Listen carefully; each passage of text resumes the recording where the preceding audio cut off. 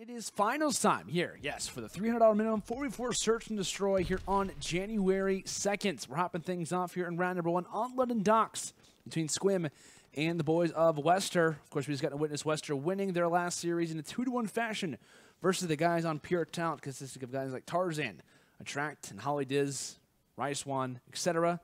And unfortunately, we are stuck in the overhead point of view for the first round. Unfortunate Codcaster glitch, but of course, we'll see what Xtreme can do, as his positioning is currently and most likely known to a point, as he does reveal his position inside that backside spawn, but trying to engage and playing this one pretty well. Tries to go for the side peek, but is not able to find the kills, as I believe it will be the guys on Westar who do secure that one. And with SSaggioo and Frosty team shouting to pick off the final player. And these are two guys to be looking out for. I mean, quite literally, in the two matches that they won in their last series versus pure talent, I mean, it was a matter of Frosty kind of starting things off, kind of getting hot, and it was SSaggioo kind of leading the way after such, both earning up streaks and definitely kind of putting on a strong performance. But his return, who does find the hat trick in round number 1, the stun comes out off the break, and you also see the flash there as well. And hopping in toward the B-bomb site, looks like it could be a dolphin dive, I believe, coming in from, what's that? Frosty gets the hit markers, but can't find the gunfight. PapaSquizz is there to find the first blood, but quickly traded. PoWuh able to take out SSaggioo, and now Jintroid up close and personal is not able to find it. And just like that, rounds traded, as it will be the guys from Sqium who do drop this one. Xtreme, definitely more favorable position rather than a 1-on-3 to a 3v1.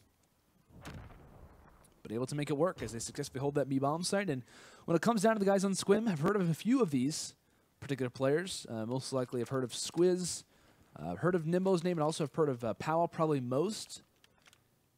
But these guys definitely known in the online scene, as they are now on the offense, trying to make their way toward A. And we're seeing very quick rounds, and ones that are definitely expected to be this quick. When it comes into London Docks, fast-paced play, and I think it's a fair way to start off this series, hopping right into the action. But Frosty, speaking of action, has 2 more players left to face off against. He's got the SMG in hand and also the element of surprise. Hops in the bomb, picks off one, and now how does he try to get out of this gunfight? How does he try to get out of that exchange? As he just kind of limited. PapaSquizz is going to be firing down on you the moment that you try and peek out. Solid effort there coming in from Frosty, but just at that point of view, I mean, you literally have not a whole lot of cover, to say the least. I mean, your gun kind of sticks out from that corridor. So with that, 2 rounds gained from the guys on Sqium, and Xtreme currently sitting at 4-2. Going to try to defend on this B-bomb site. Looks like all 4 players, though, on the offensive team making their way through barrels, as the man with the bomb in hand, Jintroid, playing pretty aggressive, nearly picking off one through cut. That's where his teammate is going to be there to finish off one. Might have spotted Nimbo, but one player going for the quick flank was Xtreme. Made his way through Coal Room. And ends up dropping 4. PoWuh inside of fire. Nimbo inside of the site. Tossing at the frags says, catch, Jintro.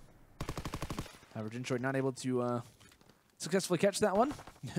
Nimbo now left all by himself and picked off, as round by round we start to go kind of back and forth.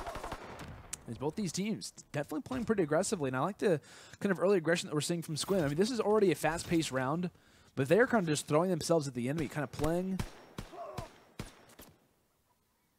definitely toward the map's overall kind of advantage, which is kind of that fast-paced style. We see them kind of go on the flank. Granted, they don't win it, but I think the reason why we see the guys on Westar win that last round is just kind of their pace through mid-map. They already have the cuts kind of watched. Even the bomb carrier, who was Jintroid in that last round, was even kind of heading his way up toward water steps, and already had his kind of overall perspectives watched. So with that, of course, the sides will change. PoWuh with the bomb ends up falling. Returning SSaggioo, finding the first kills off the break, and Jintroid also adds his kill toward the scoreline, as it will be PapaSquizz now left in a 1 versus 2. Spots the head of Frosty, and also does pick up the bomb. So in his position, he's going to try to go for the rush. And this is probably an unsuspected play for Jintroid and Frosty. They're expecting him to probably rush toward the A site. But that's not the case whatsoever. PapaSquizz is playing with him. He's coming out to play 1 versus 2, and he has an idea. Can he find it? No, not able to make it happen. Probably a bullet difference in that gunfight, as it will be Frostyyy, who is able to spot his feet just toward the end. Very quick reactions in that last fight, but Frostyyy does get the advantage and does secure a 3rd round. But honestly, props to Sqium in that last play. Goes for the rush, and at any moment, I mean, no one would have hated on him whatsoever if he kind of grabs the bomb, slowly makes his way over toward A, gets picked off. I mean, that would have been a normal play, but he goes for the rush. He has no worries whatsoever challenging that. However, speaking of challenge, back-to-back losses, this time it's SSaggioo who gets the advantage. Return at the same time, finding 2 kills, and now Nimbo, last up. Return is heavily seeking out this hat trick. Wants the 3rd one, but isn't able to make it work. Does get picked off, but to no avail. 1 versus 3 for Nimbo. Awkward position to be in. And most likely waving the white flag, but not able to find that player. Not able to find anyone there at the end. But solid play coming in from Return. Takes down 2, kind of rushing over toward Crane. As the SMG presence definitely kind of overwhelming Sqium, as we kind of saw them off the break. How well they were kind of overwhelming the side of Westar. Even if they were losing rounds, they were definitely making the case known. However, a crucial 1v1 loss in a few runs prior, along with the dominance being shown in that last one. A 2-round swing, currently in favor of the guys on Westar. And this was, I believe, the map that they ended up losing in their last series versus the guys on Pure Talent. They actually lost this one in total in round number 10, 6 rounds to 4. So not one that they're, at least in their last series, preferred on. So if you are the guys on Sqium being down currently, you have to have a little bit of, I want to say nervousness, but definitely an awareness of the fact that, hey, this is not their preferred map, and they're playing this well, being up 5 rounds to 2.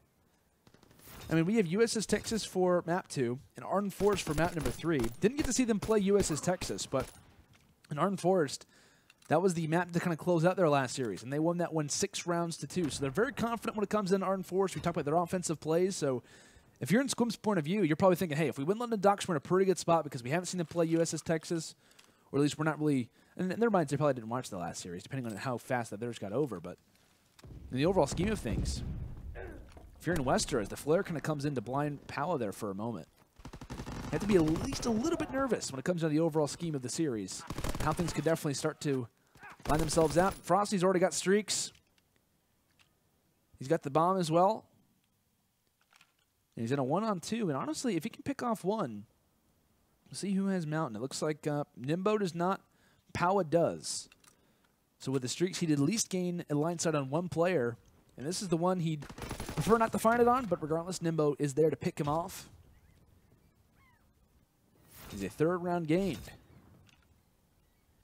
for the boys on Sqium. Definitely not out of this one by any means. We've seen crazier comebacks in the past. That's for sure. If you guys watched our last Search and Destroy tournament that took place just coming into the new year, we ended up seeing 2 5-1 comebacks. Actually, both on St. Marie-du-Mont in a best-of-5. That was definitely one that I will not forget for a while. So, 5-2 comeback, definitely possible. Of course, now level at 5, or not level, but now back at a 5-3 advantage still for the guys on Westar. And it looks like Xtreme pulling out the interesting class, rocking out the Thompson. Unfortunately, loses his teammate Nimbo and also loses his life at the same time. PoWuh series definitely put in a pretty awkward stance if he loses this 1 versus 2, but to no avail. Has to have the quick reaction onto Return, not able to find it. A solid victory, a big 1v1. And a game 1 that will go the way of the boys on Westar as they close this one out in, I believe, 9 rounds of play. With a solid performance coming in from Return as he finishes off, what is that, 12-6, I believe? Strong performance there coming in from him. I mean, honestly, it's kind of hard to break down rounds when it comes into London Docks. I mean, there are moments, but for the most part, we're going to be seeing pretty standard play. Smokes when it comes down to A, pretty fast rushes onto B. You can kind of get the early advantage. I mean, you're going to see some mid-map presence when it comes down to cut through that mid-statue side, but for the most part, we kind of end up seeing Westar kind of show their force, kind of as a unit, kind of rush their way into certain bomb sites. Like I said, we saw certain moments where we saw like 1v2s, Westar kind of played out their strategies well. Big 1v1s. Like I said, we ended up seeing that one moment from Sqium where he was in 1 versus 2, kind of challenged something that isn't normal, but you have to admire him for that particular play. I think it definitely kind of caught up the guys from Westar at the beginning. I think it was like around 2-2 after the first 4 rounds of play, and Sqium was definitely kind of catching them off guard at certain moments, kind of flanking around when it's not the most normal play to do. But I think over time, Westar was able to kind of adapt to those strategies, kind of realize certain situations at hand, maybe play a little more passively, kind of wait on those head glitches to kind of face off the enemies, and it obviously worked out in their favor in the end as they won map number 1, 6 rounds to 3. And like I said, keep in mind, even the finals is a best of 3 as well. So after winning London Docks, they are now in prime fashion to potentially close this one out. But how will they do so? Will it be in map number 3, or will it be map number 2? Or will we see these guys on Sqium load out and obviously finish a victory on USS Texas? Will we see a map 3 forced, or is this one done in just 2 rounds of play? That obviously is yet to be decided, and a question that is still going to be arising in all of us. And I want you guys to try and answer that question in the chat below. Do you guys think that Westar will close this one out after winning map number 1 in a pretty dominant way, 6 rounds to 3? But USS Texas, if we know anything about this, snipers could definitely come out. I think we've seen Frosty and Return both rock snipers from the guys on Westar. So Westar, when it comes into USS Texas, expect to see some snipers, but also potentially an M1 Grand or 2. Yes, they made it through the meta. Players are discovering them, and it looks like Sqium, and I believe PoWuh at the beginning of the round also had an M1 Grand in his hands, but at least Sqium looking over at this A sign as it looks like a first blood found. Extreme with the STG up close.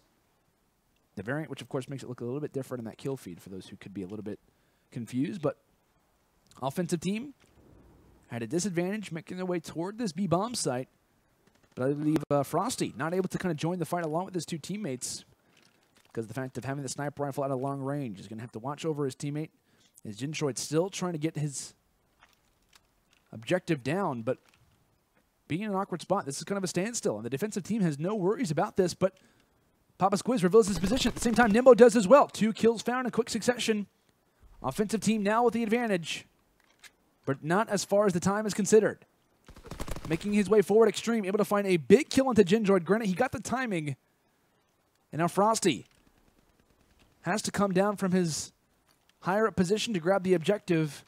2 players left in his way, trying to go for the challenges. Isn't able to find that one onto Extreme. So smart kind of defensive play coming in from Sqium. They realize the position at hand. They're able to kind of pick off the player for the first blood. They hang back. Granted, it kind of equals out to a 3 versus 3, but they find the kills necessary. And Extreme gets great timing onto the objective man for the guys on for Westar, and kind of backs up, plays the time well. And Extreme as well, finding both kills, found a 3rd. So does walk away from round number 1 with the hat trick. And that's exactly what you want, to kind of settle out map 1, not be thinking about it. Kind of loading in with a new frame of mind, but 2 players in the back lines inside the middle ship. Both Nimbo and Sqium dropping, so kind of similar position to what we saw in that last round. The roles are reversed, and Extreme left in a very awkward scenario, but 2 players immediately in his face, both with PPSHs, to join alongside of him. Let's return. Very quick reaction. This guy with a PPSH is just absolutely deadly, and I think I've actually seen him as well with the sniper rifle in the past. But right now, handing that roll over toward Frosty as they do secure that round number 2.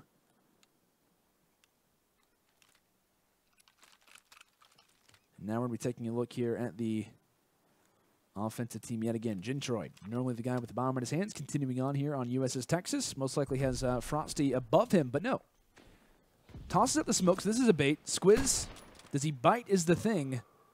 And that's a gunfight that Frosty should win every single time. Isn't able to pick off probably one of the easiest sniper kills he's going to have of this entire match. But now has to rely on his teammates to kind of do the work for him. 1 versus 1. SSaggioo not able to find Sqium, as it will be a 2nd round gained for Sqium in total. As we'll see Sqium here in the Bronze Star pick up the final 2, walking into his reticle, as he gladly welcomes that. But I'm curious, when it comes down to the next defensive round, do they pull out the Grands? Do they kind of play similar? And it looks like continuing on with the STGs and the PPSHs. Renaissance Sniper Rifle out there for a 2nd for Frosty, but no. And it looks like a pretty standard play. Just want to check in at different moments during the match as Return does find Extreme. You see a lot of that kind of mid-map control, sort of in that middle ship constantly for the guys on Westar. And really, if you're Sqium, you haven't really seen the sniper rifle get pulled out. So I think it's fair to say Westar is going to continue to have a number of different kind of options inside the middle. They're going to have a lot of advantages when it comes into mid-ship just because they haven't been greeted with a sniper. So as long as they control mid-map, the enemy's not going to be forcing a lot of these outside lanes. So they realize the position at hand. They're kind of succeeding in both the outside and the inside when they do win rounds. So with that in mind, as we do see Nimbo fall, back and forth we go. And SSaggioo, who else? To find the round-ending kill cam. Like I said, it has really been for the guys on Westar. In the last, what, kind of 2 series, if you even want to include this one, it has really kind of been the SSaggioo and the Frostyyy show. These two guys have definitely kind of been lighting it up. As far as on a consistent basis, we've also seen Return have some strong performances as well, but Jintroid, normally the objective man, has no problem whatsoever kind of sacrificing those kills to kind of do the work that he needs to. And it looks like Return tossing out that smoke. We saw him do a lot of work with those smokes when it came down to Arden Forest, and also that kind of smoke lingers into mid-ship, so the player who's kind of holding that back barrel position also gets effects of that smoke grenade. Regardless, it doesn't go his way. Jintroid able to find a crucial kill there onto Extreme. Man advantage now in their favor, and also PoWuh has to back up. Why? Because he's the last man alive. Quick kills.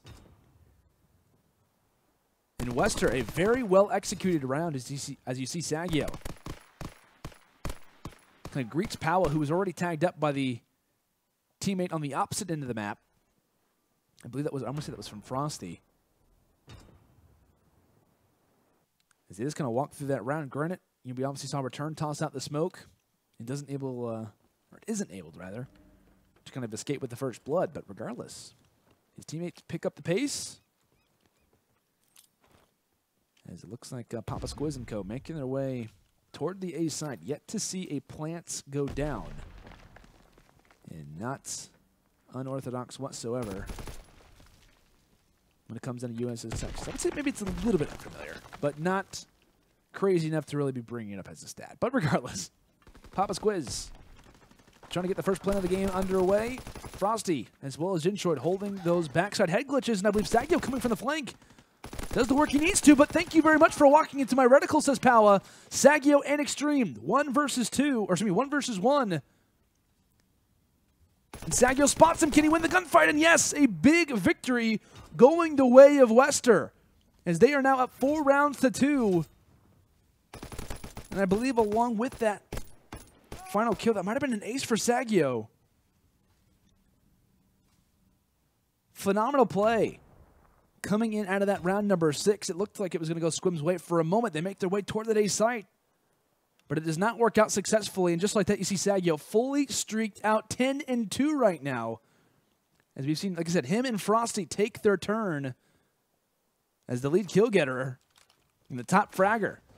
And SSaggio's feeling confident. Who wouldn't? Tries to find the first blood, but isn't able to drop it. This time it's Extreme who is able to drop the first 2. Extreme, though, and the boys from Sqium not going down without a fight. And you see Frostyyy last up, trying to take out Sqium from a long range, but isn't able to do so. So a very crucial round if you're in Sqium's point of view. From what could have been 5-2 now to 4-3.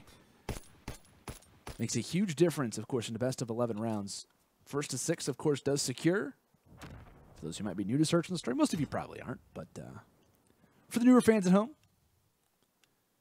and like I said, keeping in mind, these are best of 3s, and right now it is the guys on Westar who are up 1-0 in this series. 2 more rounds on USS Texas, and this tournament is done. This series is done. It's going to really rely off these first bloods. Can he find the first one, though, with SSaggioo? I think he kind of gets overwhelmed with the player models that were running on his screen.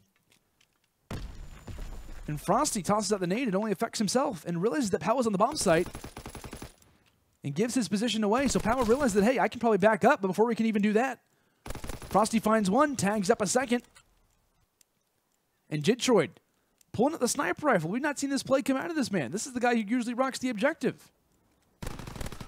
Not a guy who's usually in the back lines doing work with the sniper rifle, but Frostyyy versus Sqium, what could have been a 4 versus 2 advantage, now at a mano-a-mano matchup. Who's going to find it? I believe Frosty gets the great timing. Can he pick up Sqium? And yes, has to sprint over to the bomb site. Will he get here in time? And I believe he will, just in the nick of time. It will be a 5th round secured from the guys on Westar, as a 2 versus 4 breakdown will grant Westar a huge advantage. And having a number of different opportunities now, looking at round number 9, to close out this series with SSaggioo having all 3 streaks, the mortar strike, the glide bomb, and the fighter pilot. If they can get this bomb down on A, it could quite literally be over before it even starts. Return finding the first blood. We're going to hop aboard with the team who's currently at the disadvantage right now to see how they kind of make a little bit of a comeback. Tossing up those nades onto the A bomb site. And of course, they do toss out those nades just kind of as they fade back because they realize that, hey, they're probably going to go for the plant as Return finds yet again another kill. And now Extreme, 1 versus 4 series on his back just to try to force around 10. His position is known, and just like that, he drops. And it will be a tournament in the books as Westar will close out this series in a hot 2-0 with Return. Finishing off on an ace, the SMG up close did the damage necessary. As we end things here on USS Texas at 6 rounds to 3, a mirror of what map number 1 was on London Docks. Of course, congratulations to the guys on Westar, SSaggioo, Return, Jintroid, and Frosty. Major props to those guys for, of course, being your first tournament victors, of course, here for our UMG broadcasted tournaments of 2018. We hope you guys have, of course, enjoyed the coverage for tonight's tournament, but kind of breaking down what was this kind of series overall. I mean, it was obviously a fantastic matchup. We saw some great moments from the guys on Sqium throughout this one. PoWuh having some good moments, Sqium as well. Extreme really did a great job in that last map, but kind of finding those first bloods.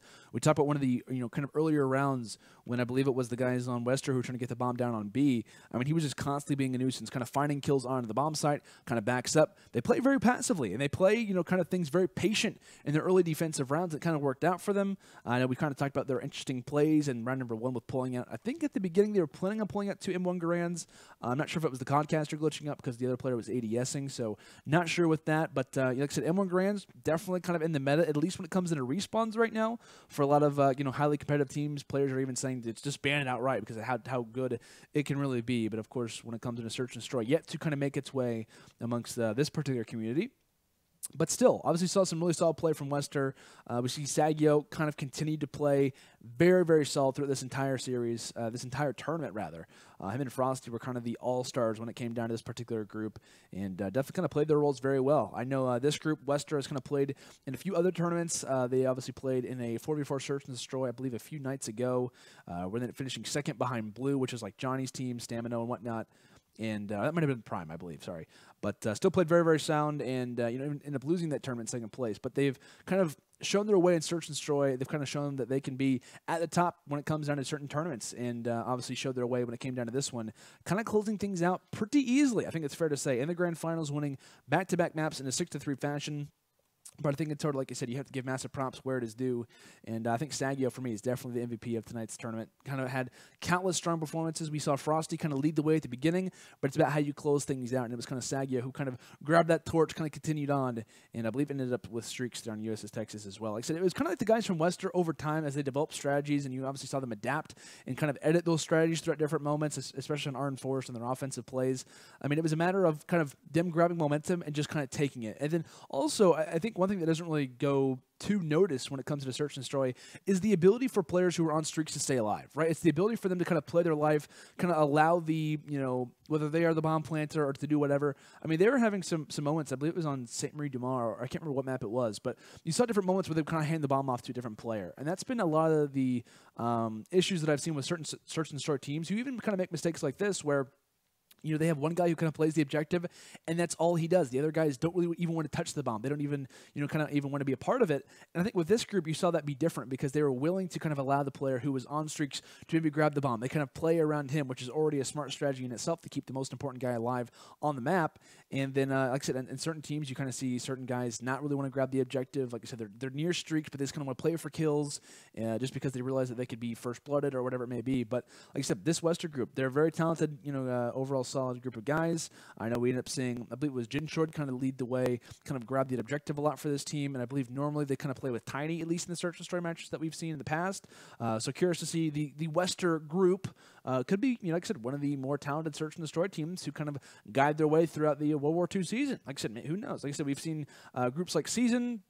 Of course, like teams kind of turn into the EU cadets. Like, so we've seen a number of different, like really talented kind of Search and Destroy, like teams, like not organizations, but kind of like team names kind of rise throughout different Call of Duty titles, whether it was Infinite Warfare, the Jetpack era, now into World War II. But this Westar team, they're very, very talented, and I'm curious to see how they kind of continue on when it comes into the rest of our Search and Destroy tournaments, which of course you guys can obviously find here on umggaming.com. All the stories in her mind.